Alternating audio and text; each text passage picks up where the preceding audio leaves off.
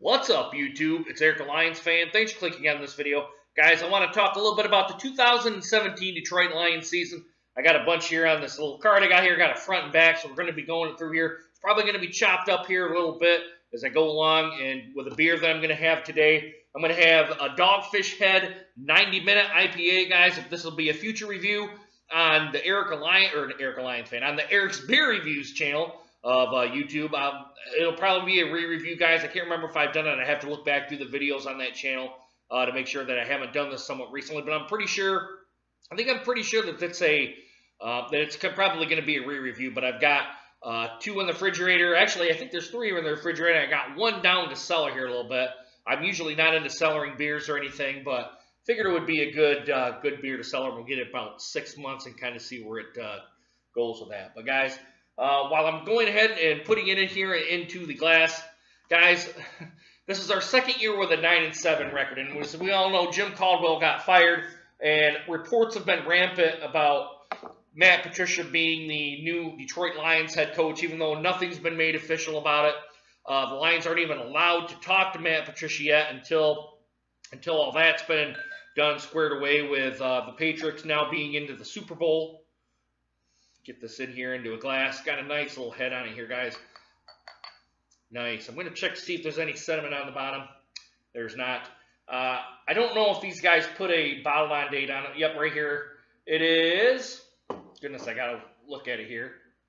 2/14 of 17. So about a year old for a 90-minute IPA. Maybe it's been a shelf turd a little bit, but usually you want these within the first 3 months, but this one is coming up on a year now. I don't think it's really going to matter here, really. It's been aged a year, so it should still be pretty pleasant. But I'm going to go ahead and get this out of the way so I'm not busting, not when I'm flailing my arms, I'm busting it over and getting it, breaking the glass or something like that. But anyway, don't want to kind of be rambling on here too long, guys.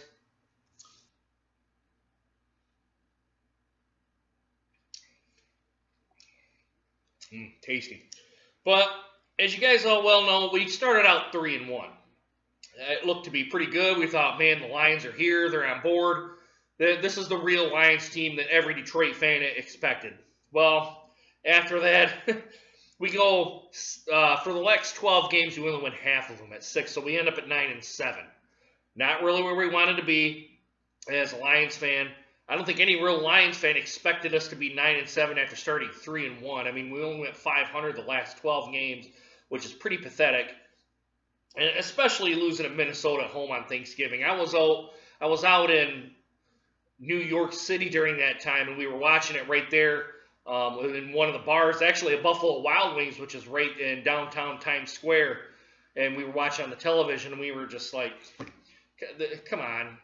I mean, we were kind of cussing at the television, not really cussing at the television, but kind of under our breath, so we didn't want to be kicked out of the place. But very, very much underachieving for a Lions team, and especially the Cincinnati game too. I thought the Lions played down to the level of their competition, and for some reason, Cincinnati had an epiphany of wanting to be a good team on that day instead of kind of tanking like they did the last couple of weeks coming up to that point. So there was some bad losses, and there's some good losses too here, guys. So we're going to go ahead and get through all this stuff.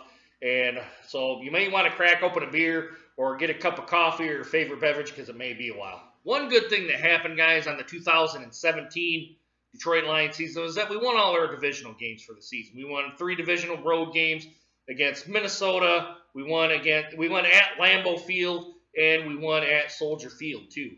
So I really can't... So that's one good bright spot in an otherwise kind of disappointing season for the Detroit Lions. Our offensive and defensive lines were in flux, There's no consistency. We had quite a bit of injuries on the offensive and on the defensive side of the ball. And Greg Robinson, I don't know when we got him from the Rams, I didn't really know much about him, but I don't know. This may be his last season in the NFL. I don't know of him being traded. Or I think he got cut from the Lions, or we just kind of let him go, kind of shook hands and said good luck. But I don't think any other team has picked him up yet. And when the guy being hurt, the opposing team's offensive line kind of just ran right through us, gashed us. The last part of the season, I think we were close to last, if not last, in the NFL for yards allowed for rushing.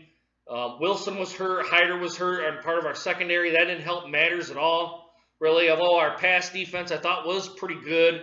I can't remember where we were at. I think we were probably in the middle of the pack at the end of the season in terms of pass yards. So, I mean, all that combination with no run game, of course, Stafford had to do it all. It just kind of was just a messy part of the season for us. And kind of going back to the 3 wins part, we got our wins against New York, Arizona, and Minnesota. That was our 3 of our first 4 wins. I think our only loss, goodness, I can't remember what our loss was. I don't want to say the Steelers, but I think the Steelers were at the other part of the season. It doesn't really matter. We ended up being 3-1 anyway. And then we kind of came apart here. We lost to Cincinnati, to Carolina, which I thought we probably should have won that game. New Orleans. Oh, it was Atlanta that we had. Sorry, I'm kind of bouncing around the Atlanta game, which I'll get back to in just a minute. But we lost to New Orleans. We lost against the Steelers, which the Steelers are always tough. We lost at Minnesota at home during Thanksgiving. And the Baltimore Ravens, and we should have won against Cincinnati. I mean, the New Orleans game, which we got blown out in, which should have never have happened. I don't know what was going on with that team then. And the Cincinnati are 2 really bad losses. That would have put us at right there at 11-5, and we probably would have most likely would have made the playoffs. But we don't know how all that would have turned out because Atlanta could relax a little bit. Now, if we put the pressure on them, I don't know what would have happened. They may have won and they may have lost. We just don't know. You don't want to go off of what transpired because of the Lions lost. I mean, they could have relaxed a little bit and kind of caught their breath. But I just thought the New Orleans and the Cincinnati, those 2 losses alone were bad losses. And the Carolina loss, I thought while it wasn't necessarily bad, I still would have thought it was a game that we should have won. Kind of bouncing back to that Atlanta game, I mean, you just can't really fault on one play that lost us the game. But, I mean, when a referee has to call a timeout, or the booth calls a timeout, and they looked the play over and kind of decided that it was they didn't score on it, I don't understand why there was a 10-second runoff because of that, because the Lions didn't call a timeout, and Atlanta didn't call a timeout, so there was no reason for a 10-second runoff. But even though if Atlanta called the timeout, there wouldn't have been a 10-second runoff anyway. So I just don't really understand. I guess I don't understand why, because it was a booth review, and it was on a scoring play at that, they had to review it. Why was there a 10-second runoff? There should not be a 10-second runoff because the booth upstairs called a timeout. That screws the opposing team over for trying to want to score on a last-second touchdown. That rule should be that just kind of grinds my gears really bad. That should not be in the rule books at all. And as we all know, guys, a 9-7 record resulted in no playoff appearance for the Detroit Lions. Although a lot of people suspected even if we did make the playoffs, we probably would have lost. I suspect that we may have gotten blown out too, so it's probably a good thing that the Lions didn't end up making the playoffs. But at Caldwell, it was a second winning season, and he ended up getting fired for that. Now, it probably would have been because we had no playoff wins. We had, I believe, 3 appearances, no wins. That's kind of unacceptable when you get the team there and there's no wins. It would kind of been almost like another Marvin Lewis type of hire to rehire him. And the Marvin Lewis thing in Cincinnati, I don't understand all that, but that's another video for another time. But I think the Lions, with getting rid of Caldwell, was a good thing. And of course, guys, with Terrell Austin going to Cincinnati as defensive coordinator, I think that opens up a door for the next person to come up and to be in the Lions defensive coordinator. I hope they're a little bit more aggressive. Maybe they take some more chances. Maybe blitz at a time that you wouldn't necessarily blitz. Kind of keep the opposing offense guessing on that because we were too predictable on our blitz plays and things of that nature. So it really was, I don't know. You could kind of predict what the Lions were going to do. I mean, if it was a blitz time to blitz, they usually blitzed.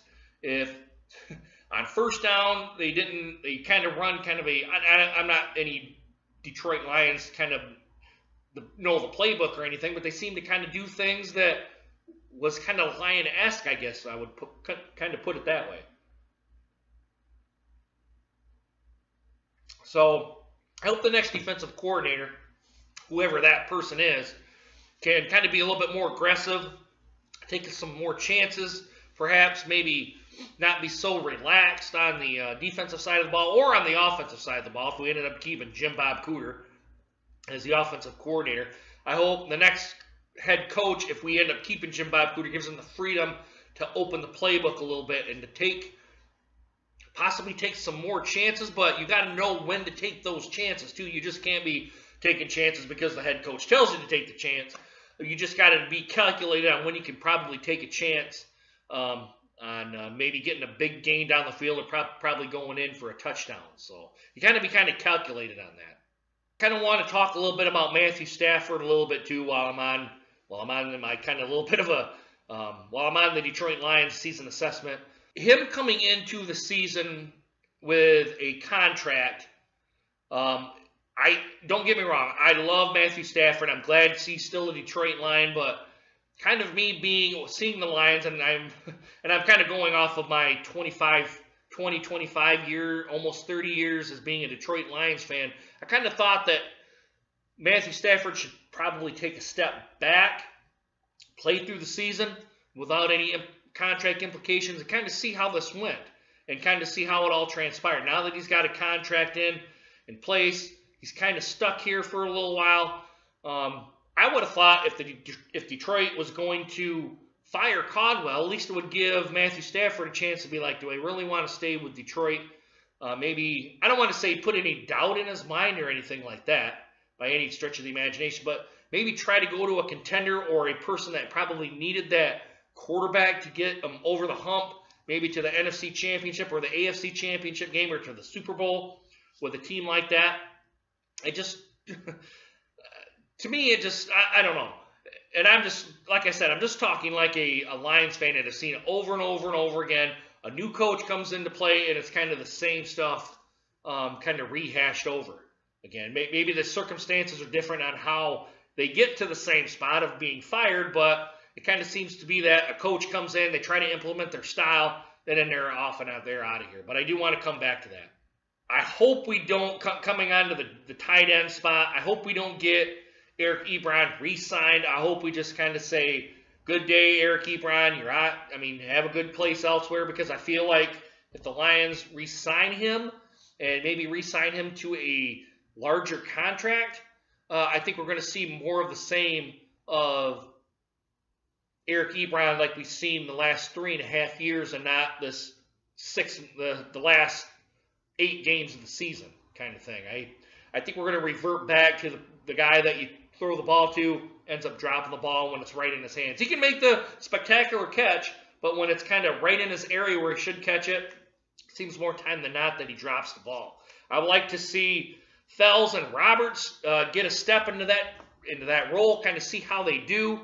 And if the Lions just don't think that they're the guys to do it, then we can go draft a good tight end. I don't think that Eric Ebron is the answer at tight end. Now, that's just me talking. Other people think that Eric Ebron has probably got over the hump. I just don't believe that. I think Eric Ebron's going to resort back to his drops after his contract's done. For wide receivers, I didn't really have a problem with. I think Golladay is a good pickup for Detroit. I do like that pickup. I thought the wide receivers did the best that they could with what they had. Tate, I like how he's kind of stepped in there to try to be kind of I don't know how to say the number one wide receiver, but he's acting like the squad leader for that group. I like how he stepped up. I like his elusiveness. I don't know how many more years he's going to have. I really don't know.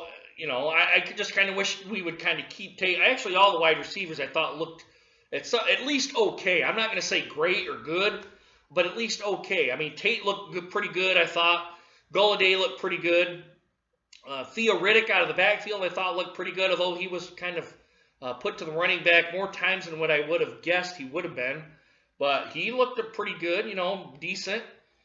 it's been a pretty good kind of wide receiver group. But the big thing is, guys, and I'm kind of from the previous part of the video, is we do need a running game. I mean, we need a running game pretty bad. Is Tion Green that person? I don't know. We have a running back right there. The last 2 or 3 games I thought he looked okay. I don't think we've seen enough of him or what he can bring to the table. But I think if you put a good fullback in there to block and to create holes, I think Tion Green could be that guy. Now, he's out of Cincinnati, and I don't know how big of a part of the offense he was down in Cincinnati with the Bearcats.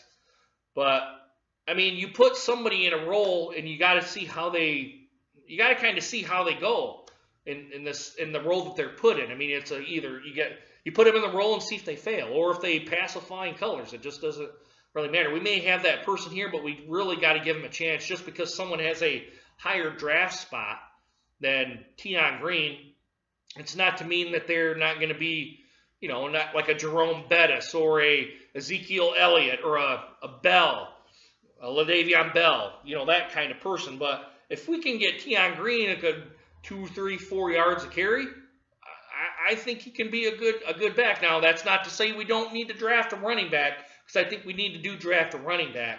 But just because that running back is first or second round doesn't mean Tion Green should be kind of put to the second or third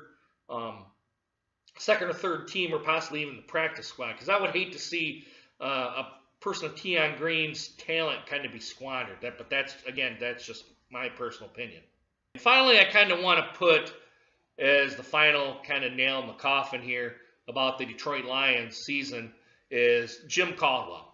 We all know Jim Caldwell is fired. We think Matt Patricia, or a lot of reports here are saying that Matt Patricia has accepted the job, but we just haven't heard anything officially yet from the Lions or from Matt Patricia, but sources kind of say that Matt Patricia is going to be the guy. But I want to see a little bit more fire from our next head coach. If it's Matt Patricia or if it's somebody else, it doesn't matter who. I want to see someone get in there, and if it's a bad call, Ream, I would like to see him kind of maybe get in the referee's ass a little bit, kind of chew their ass a little bit, get in their shit, tell them how it was a bad call, and just make your point for maybe 2 or 3 or 4 minutes, and then call it good, and maybe that might change the course of the game for us. I don't want somebody that's going to be like a Jim Schwartz that just kind of just blows his gasket and does stupid thing like throw a flag out there on a reviewable play, which again I think that's another dumb call where you throw a challenge flag out there. All they could have done is picked that flag up and said, "Look, Jim, it's reviewable anyway." That's all they would have had to say. There shouldn't have been a delay of game penalty in the replay non-reviewable. That's stupid, dumb. But anyway, I kind of don't want to get on that kind of ramble too much. But I want to see somebody stick up for the players, show some passion out there, but not to the point where it's overboard. Kind of like I don't want to say like a Mike Tomlin style, but, if a call's not good, get in their shit a little bit, chew their ass a little bit, tell them that was a bad call. Even though they may not agree with you, just kind of tell them it was a BS call. And I just think sometimes that, throw the challenge flag more. If you think there's some doubt, you can throw the challenge flag. It doesn't have to be on every single play, but if somebody up at the booth goes, "Hey, there may be some doubt there," throw that challenge flag out there. I mean, it's not going to hurt you to throw the challenge flag. I mean, it's not like you have a mass amount of challenges, but if you think the call is pretty bad, go ahead and throw that challenge flag out there. And no game awareness in situations, too. I think whoever that person is has to be that person, to where you got to know what the time is on the clock, you got to know what the situation is, and you got to get your team ready to play and not have 9 people or 10 people out on the field when they snap the ball. That was pretty bad too. Do I think Jim Caldwell's a good coach? I don't know. I'm not going to say that he's good or not. I'll leave that to you guys down in the comments. To me, if you want my real personal opinion, I think he's good. He just needs to be more situational awareness of what's going on out in the field. I don't think